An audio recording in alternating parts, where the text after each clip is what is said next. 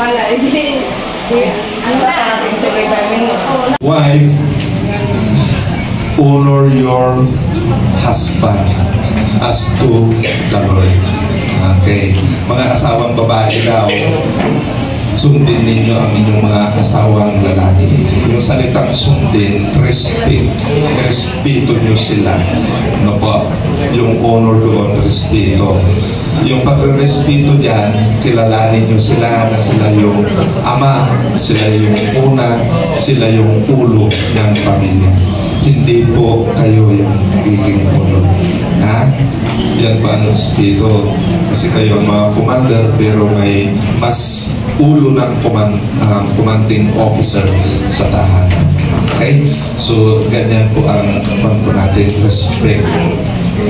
Kaya, sa inyo, magtatanong lang na ako kay Ma'am Joanne. Anong tawag mo, Ma'am Joanne, kay Sir Kit? Husband, love your wife. Yung salitang love kasi doon, yan yung kinuha sa salitang Adam, Father, Adam, or Adan. Ano po? Yung Adan, yun yung tinatawag natin na first, pinakauna na nilikha ng Diyos ang lalaki. Yung salitang Adam. Yung salitang Ada, Father, ibig sabihin ng Ama. Yung salitang Ada, head, ulo. Kaya sa pamilya, yan nag-head ng mga lalaki. Ano po? Sa lalaki, nagmula ang partner. Tulad ni Kenji, natagpuan niya si Juan, yan ang partner mo habang buhay. No? Kaya may kasal, ibabalik natin yan. Kaya nung kinasal si Eva at saka si Adan, sabi ng Diyos, the two shall become one. Yung dalawa magiging isa. Kaya mayroon kasalan pala pag-iisa, hindi. Para magkaroon ng pagsasama, unity sa pagbubuo ng pamilya. Huwag naghiwalayin yun, at pinagsama na ng Diyos yun. Okay, ganun yun ang ibig sabihin. Bakit tinawag na lalaki? Ano po? Kasi diyan galing ang babae. Saan yan hinugot? Dito sa sentro ng buhay ng lalaki. Hinugot yan. Ano po? Kaya may kasalan, ibabalik sa sentro ng buhay ng lalaki. Po, kaya ang bilin, mahalin ninyo ang inyong mga asawa. Sabi pa doon sa baba, huwag nyo silang sasaktan. Pag sinasaktan nyo sila, mismo ang sarili ninyo ang sinasaktan. Yun ang ibig sabihin. Diba? Ibig sabihin na kahit anong problema, mahalin ninyo ang inyong mga asawa. Huwag nyo silang pababayaan, huwag nyo silang iiwan, lagi nyo silang susuportahan, lagi nyo silang alalayan. Yan ang pagmamahal. Love your husband. Okay na? Ha? Okay. So, ito na. Nais ko po na ipapatid po sa inyo. May dala po sila na singsing. Ang singsing na ito ay hugis bilog. It is a symbol of eternity. Gagamitin ko yung salitang eternity sa pamamagitan ng kanyang pagkabilog. Kasi ito ay tulad ng gulong, ano po, na umiikot. Patrasin mo, umiikot pa rin. Tuloy-tuloy lang yan. Ganyan ang buhay ng mag-asawa. Tulad ng gulong ng palad. Nakasalalay po dito sa singsing na ito ang pag-ikot ng buhay ng mag-asawa. Pagpaikutin mo yan, sabi po doon sa kasalan, for better, for worse, for richer, for poorer, and sickness, and in health. Pag umiikot yan, natapat yan sa kahirapan, bitterness, huwag kayong manatili doon. Gusto nyo ba ang mapapait na buhay? Mas ayaw nyo, di ba? Paikutin nyo para hindi kayo manatili doon. Paikutin nyo. Pag natapat yan sa richer, sa happiness, di ba? Sa prosperity, gusto nyo kayo na buhay? Yun. Doon kayo magpatuloy. Manatili kayo doon. Ha? Huwag nyong iiwan ang isa't isa kasi mayroon yung kasabihan. Pagkahirapan, pinapabayaan. Di ba? Oh. Pagkahirapan, Kailangan nila ang isa't isa. Dahil kailangan nila ng katulong. Pero pagkasaganaan, tinatakbuhan yung partner. Sana huwag ganon, ano? Sa hirap at ginhawa, kayo magsasama habang buhay. No? Yan po ang ibig sabihin nito. Pero itong singsing, pag binitawan mo yan, natutumba. Di ba? Ganyan po ang mag-asawa minsan. Magkaroon din kayo ng kahirapan. Pagkatumba sa buhay. Pag kayo po ay nadapa, kasi ang ibig sabihin ng pagkadapa, nalugmok sa kahirapan. Pag nandiyan kayo, huwag kayong manatili yan. Kasi ang dami pong pangkasabihan ngayon. Kung saan siya nadapa, manatili na lang siya doon. Ganon, di ba? Pero I encourage to every one of you na pag kayo po dumating sa ganyang buhay, bumangon po kayo. Kasi may kasabihan na habang may buhay, may pag-asa. Bumangon kayo. Gumulong kayo ulit. Ano po? Ganyan ang singsing na ito. Ang ibig lang sabihin ng singsing para mapagtibay kayo sa iyong pagsasama, mayroong pagkakaisa, unity. Yan. Kasi kung iisa lang, nagpapabaya ang isa, napakahirap yan. Kailangan may tulungan. Ganyan din ang pagmamahalan. Diba? Okay, kanino itong sing. Iabot ko ito, Sir. Ano yung tawag mo, Sir KG, kay Ma'am Joanne? Ning-ning. Yang. Boss. Ay, grabe. Boss. Commander na. Pero ikaw ang head of the commander. So, huwag kang maging under, kundi commander. So, yan po, Sir Marlon. So, yung mga tawag ninyo, harap-harap, magharapan. Banggitin nyo yung mga tawag nyo muna sa kanila, yung group ninyo. And then, pag nabanggit nyo yun, isusuot nyo na. Habang sinusuot nyo, sabihin ninyo ang buong pagmamahal ninyo. Sige. Sabay-sabay. Hawak. Ready? Lakasan ninyo. Ready? Go!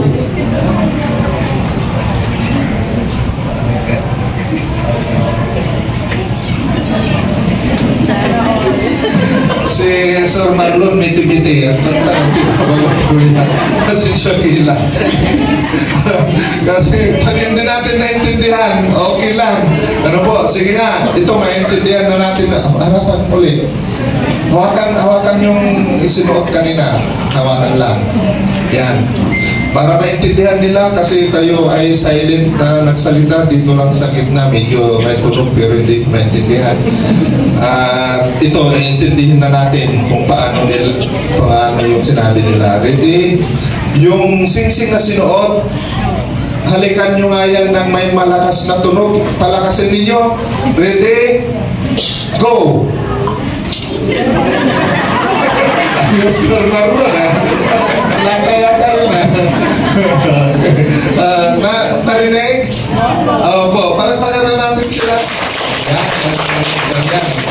Kahulugan ng kanilang pagmamahal. Okay, yan.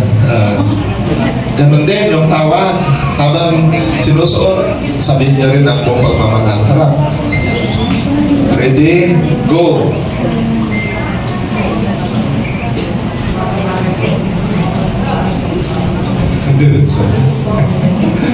Okay, palagpagan natin. Ganyan na, mamaya nyo na tatanungin pagkatapos na kung ano yung sinabi ng mga ito. Okay, yan po. Mayroon din silang dalang aras. Ang aras po is symbol of prosperity. Pero pag sinabi natin aras, ito po yung tinatawag natin treasure. Pag treasure, yan po yung hinahanap natin. Gold, silver, precious stone, precious wood, platinum, or whatever na mahalagang bagay. Ano po, pagpatungkol sa treasure, mahirapan natin treasure. Alam niyo po ang treasure ng mga ikakasal. Sila na mismo na nandito nakaharap, nakikita natin, sinasaksihan natin. Yan ang mga treasure sa kanila. It's one, treasure sila. Ano po, magharapan kayo, magharapan. Yan, tingnan niyo yung mga treasure na pinagtalo sa inyo. Alam mo, Sir Marlon, Sir Kenji, Sir Janmar, yung treasure na hinahanap nyo mula nung bata kayo hanggang ngayon, dumating kayo sa ganyang edad, nandyan na sa inyong harapan. Nung kayo po ay na-courtship, nag-court dyan sa mga panayan, nanligaw dyan sa mga panayan, pumikit mata yung bayan. Kahit na anong amoy ninyo, talagang pumikit na yan. At sumagot ng matamis na kasagutan. Ano po? Ang ibig ko lang sabihin, yan ay inyo pong pinaghirapan ng pawisan. Kahit na ayaw siguro ng inyong ng kanilang mga magulang sa inyo, tiniis nyo na sinuyo ang kanilang mga magulang. Ngayon, yung mga treasure na yan, pinalagaan ng kanilang mga magulang mula nung sila ay mga bata, pinagpuyatan, pinalagaan, ano po, hanggang sa dumating sila sa ganyang punto ng buhay.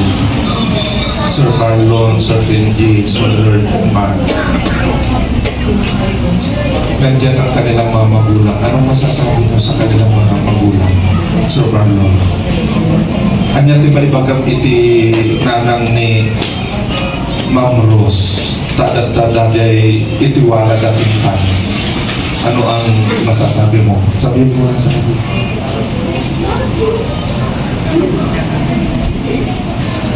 Narinig po tatay na hindi po nagsisermon po, hindi, nagpapasalamat daw siya dahil itiniwala niyo si Ma'am Rose sa kanya.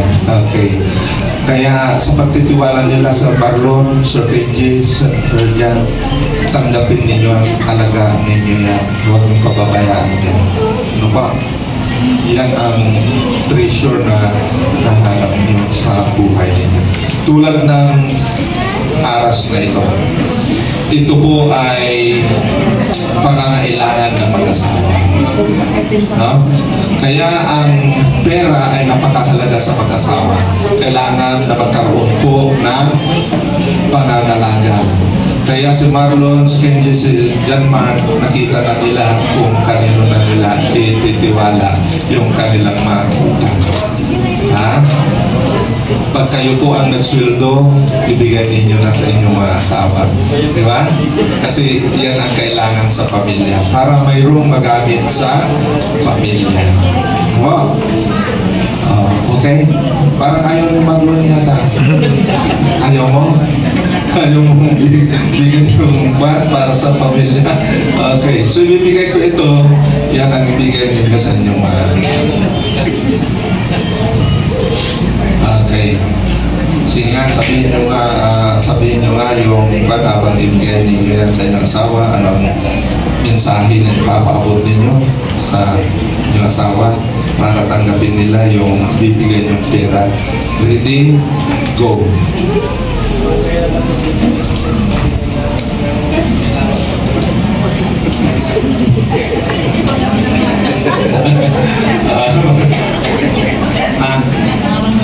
Mike? I-Mike na, ulitin mo daw. Sir Kenji. Ito yung important na tayo. Ang mga kanta sa loob ng desisyon ng kapulisan. Parang ano, gagawin tayo. Padaminin ng Kenji ka lang. Sige, padaminin ng Kenji. Palagpagan na natin sila. Yan. Yan po ang pag-ahawak. Okay? So, magharapan kayo. Yan. Hawak kamay. Sumunod kayo sa akin, lakasan nyo na lang. Lakasan ninyo, kapakinggan nila. Habang pinapakinggan din ako, pakinggan nila. Sumunod kayo sa akin. Grant us, O Lord, to be one heart and one soul. From this day forward, for better, for worse, for richer, for poorer, in sickness and in health, until then, to us part. to love, honor, cherish, faithfully love, and be loyal to each other. Ang sinabi ko. Okay. Maintindihan lang yung marunong. Okay. Palagpakan natin. Okay.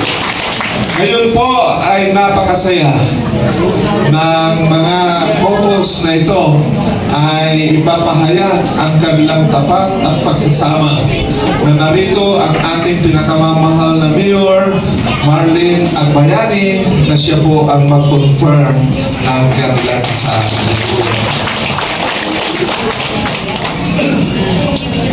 Ayan, thank you Bishop and magandang umaga po sa ating lahat.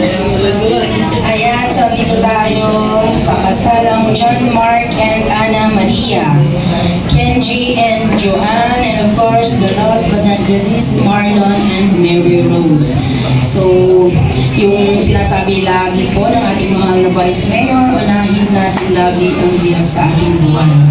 Kasi siya yung magbibigay ng masagana, magandang pamumuhay kung kayo ay mag-asawa na. At syempre, pag mag-asawa na kayo, wala na yung mind natin. Hello, may mga problema na darating, but the Bible says God will make a way. So, huwag natin kakalimutan magpasalamat, maliit man or malaki yung blessings na binibigay ng ating Panginoon. And walang perfect na marriage, mga anak, tandaan nyo yan. Meron at meron kayong pag-aawayan. Kaya, andyan yung mga magulang, andyan ang mga ninong at ninang. Kaya, kayo po ang napili, mga ninong at ninang, kasi pag sila po ang nangailangan ng advice, kayo po yung magbibigay ng advice sa kanila. Sa dinami-dami ng tao dito sa San Fabian, napakaswerte po ninyo kasi kayo po yung napili bilang pangalawang magulang. And thank you sa mga parents sa pagpili po sa inyo. And yung lagi niyong tatandaan, yung love, respect, and trust. And of course, to be faithful to one another, mga anak. Pinaka-importante. So, ayan, i-confirm ko na kayo. By the virtue of the powers and authority vested upon me as the municipal mayor, tinatawagan ko po lahat ng andito, lalong-lalo na ang mga magulang, ninong at ninang na maging witnesses. Aking kasiyahan at karangalan na pinagtitibay at binabasbasan ang pag-isang dibdib ni John Mark and Ana Maria, Kenji and Joanne, and Marlon and Mary Rose. In the name of the Father, and of the Son, and of the Holy Spirit. Amen. So ayan, congratulations sa bagong kasal ng ating komunidad, Mr. and Mrs. Pwede magharapan kayo, magtinginan. Ayan mga anak, maghawakan ng kamay. Mr. and Mrs. John Mark Flores Aquino and Mrs. Anak ko, Mrs. Kala, Ana Maria Narvarte Soriano Aquino. Kenji Fesco Kisisem and Mrs. Joanne Gonatesi Magsano and Mrs. Kisisem. And of course, the last but not the least, Marlon Rocapor Castronuevo and Mrs. Mary Rose Luzada Pait Castronuevo. So ayan, congratulations sa inyong lahat. And syempre, mawawala yung 10-second kiss as husband and wife. So ayan, magkikis na kayong sabay-sabay tapos magka-count ako ng 10 down. Ayan. 6, 5, 4, 3, 2, 1. Ayan, congratulations sa inyong tatlo and I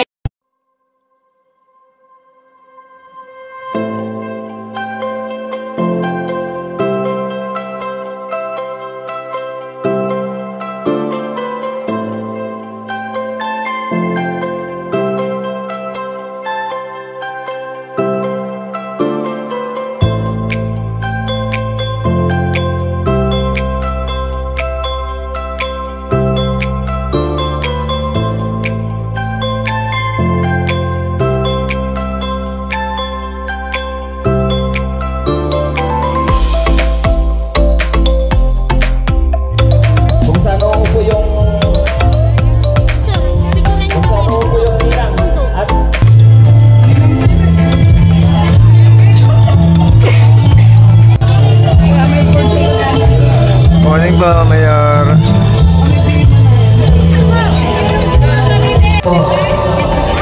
Naggatong bantay ko, inuli na.